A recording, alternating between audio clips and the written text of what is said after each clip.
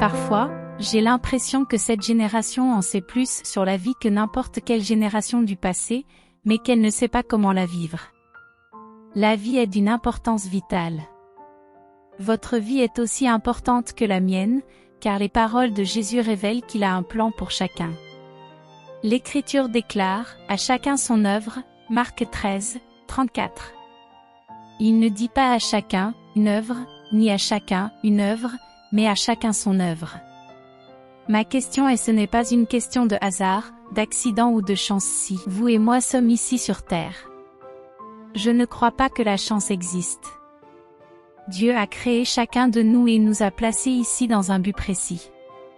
La question importante est la suivante, avons-nous trouvé quel est cet objectif?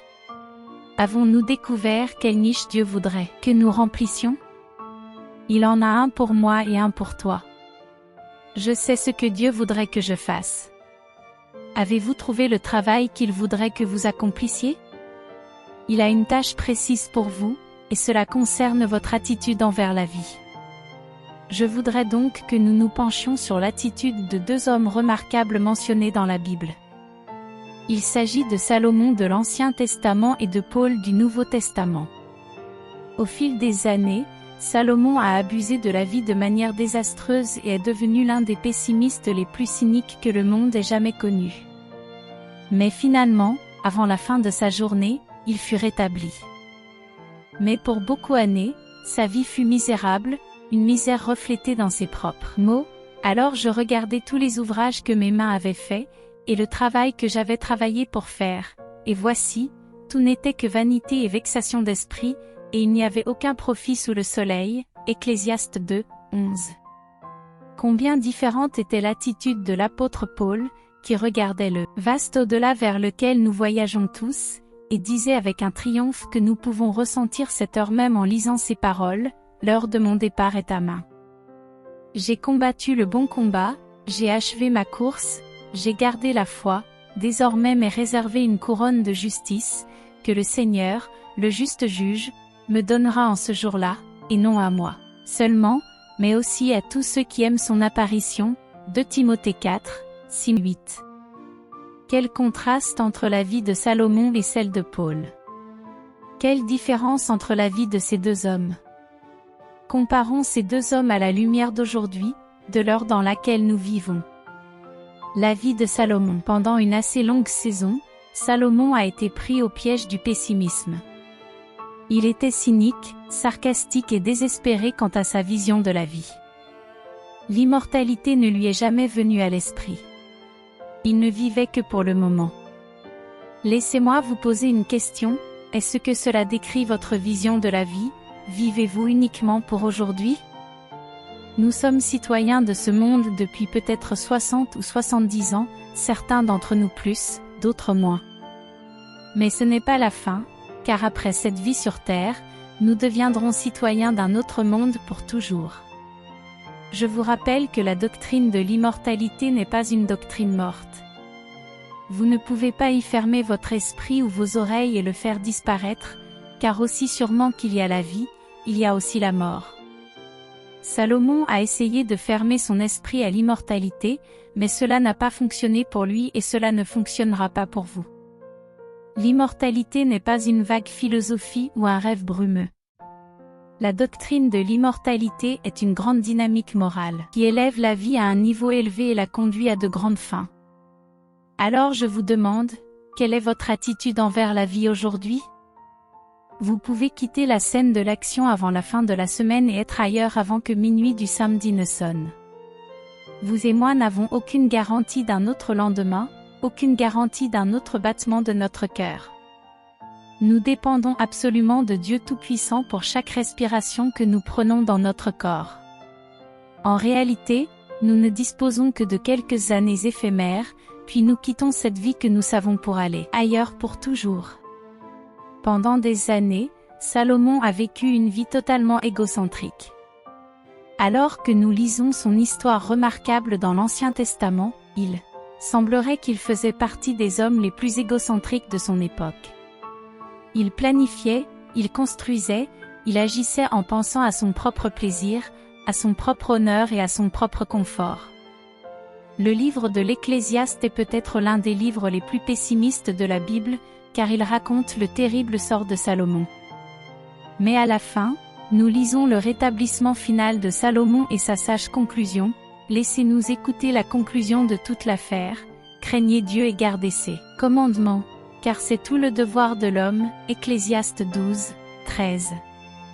C'est pour cela que nous devrions vivre, craindre Dieu avec révérence et garder fidèlement ses commandements. Si nous regardons la vie personnelle de Salomon, nous voyons qu'il a tout essayé. Il était bien éduqué et intelligent, l'homme le plus sage de son époque. C'était un explorateur et un écrivain, qui cherchait près et loin. Et fouillait dans toutes les voies et sources d'informations. Mais après que tout ait été dit et fait, il est revenu et a dit, « Beaucoup d'études sont une lassitude de la chair » Ecclésiaste 12, 12. J'ai lu ces mots des dizaines de fois. Salomon passa sa vie consacrée au plaisir, fit régner pleinement ses 5 sens physiques, regarda tous les maux et tous les plaisirs que l'homme peut connaître dans le monde, puis conclut, « Tout est vanité et vexation de l'esprit » Ecclésiaste 2, 17. Salomon suivait tous les plaisirs qu'il pouvait concevoir. Il avait de nombreuses épouses, de tout pays, de toute confession, mais il devait admettre que tout n'était que vanité et vexation d'esprit. Puis il a essayé le pouvoir. Il rassembla des richesses de toutes les extrémités des grands empires qui l'entouraient et se forma le royaume. Exceptionnel de son époque, une armée puissante et une vaste suite de serviteurs, une puissante compagnie qui lui donna des applaudissements, des louanges et de l'approbation et s'inclina. Avant lui, il a amassé le pouvoir sous toutes ses formes, richesse, domination, royauté, mais il en est revenu et a qualifié tout cela de vanité et de vexation de l'esprit. La réaction face à tout cela fut de haïr la vie, de se détester lui-même et presque de considérer qu'il valait mieux ne jamais être né. Il avait en abomination tout le pouvoir dont il s'était entouré et il regardait sa vie avec dégoût. Cet homme d'une grande capacité, d'un pouvoir immense et d'une sagesse au sens mondain, avait manqué toute la notion du sens et de la mission de la vie. Des millions de personnes aujourd'hui poussent le même cri, « Nous avons tout essayé. Nous avons goûté au pouvoir, goûté au plaisir, mais nous avons constaté qu'au final, tout n'est que vanité, tout est vide. Il n'y a pas de véritable bonheur ni de véritable satisfaction dans toutes les formes de pouvoir terrestre. L'Amérique d'aujourd'hui doit se réveiller avant que les courants du mal ne nous entraînent encore plus loin qu'aujourd'hui, et Dieu sait que nous sommes déjà trop loin. » Finalement, dans la vieillesse de Salomon, il prit conscience du fait qu'il était citoyen de 2 mondes et c'est alors qu'il dit, « Écoutons la conclusion de toute cette affaire, craignez Dieu et gardez ses commandements, car ceci est tout le devoir de l'homme. » Ecclésiaste 12, 13. Quel mot profond! Salomon fut rétabli par la puissance de Dieu avant la fin de sa journée et il donna de grands conseils avant le coucher du soleil. La vie de Paul. Maintenant regardons Paul, qui était pour moi l'homme le plus puissant du Nouveau Testament et le plus grand homme unique. La crédibilité que le christianisme possède depuis le début de l'ère de l'Église. Son attitude envers la vie était très différente de celle de Salomon, aussi différente que l'Est de l'Ouest. Je crois que Paul était l'une des personnes les plus joyeuses qui ait jamais vécu, même si ses tribulations étaient accablantes et qu'il n'avait pas une vie facile. Dans 2 Corinthiens 11, 24 à 27, Paul raconte ses tribulations. Il avait été fouetté 5 fois, frappé à coups de verge 3 fois, une fois lapidé, fait naufrage 3 fois, emprisonné plusieurs fois. Et, au cours de voyages fréquents, en péril des eaux, en péril de voleurs, en péril de la part de mes propres compatriotes, les païens, en péril dans la ville, en péril dans le désert, en péril dans la mer, en péril parmi les faux frères, dans la lassitude et la souffrance, dans les veilles fréquentes, dans la faim et la soif, dans les jeûnes fréquents, dans le froid et la nudité. Paul a traversé tout cela, mais il en est sorti victorieux. Il a déclaré, dans toutes ces choses, nous sommes plus que vainqueurs, Romains 8, 37, et il a prononcé ces paroles avec une totale confiance et sécurité. Pourquoi? Il était en sécurité en Christ et savait de qui il recevait sa force. Il n'a pas été vaincu sur un seul score. Il avait la bonne attitude envers la vie.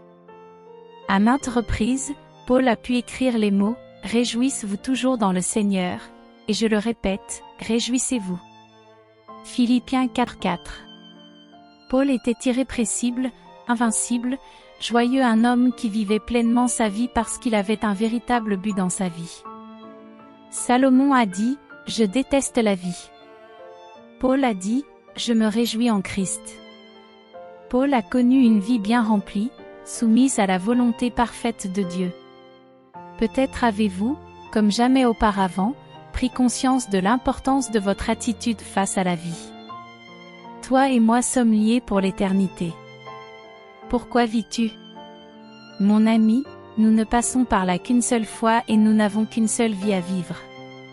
Par conséquent, donnons d'abord notre vie à Dieu, puis suivons les traces du Christ et son exemple, donnons notre vie à l'humanité et à ceux qui nous entourent, en suivant le plan parfait de Dieu pour nos vies.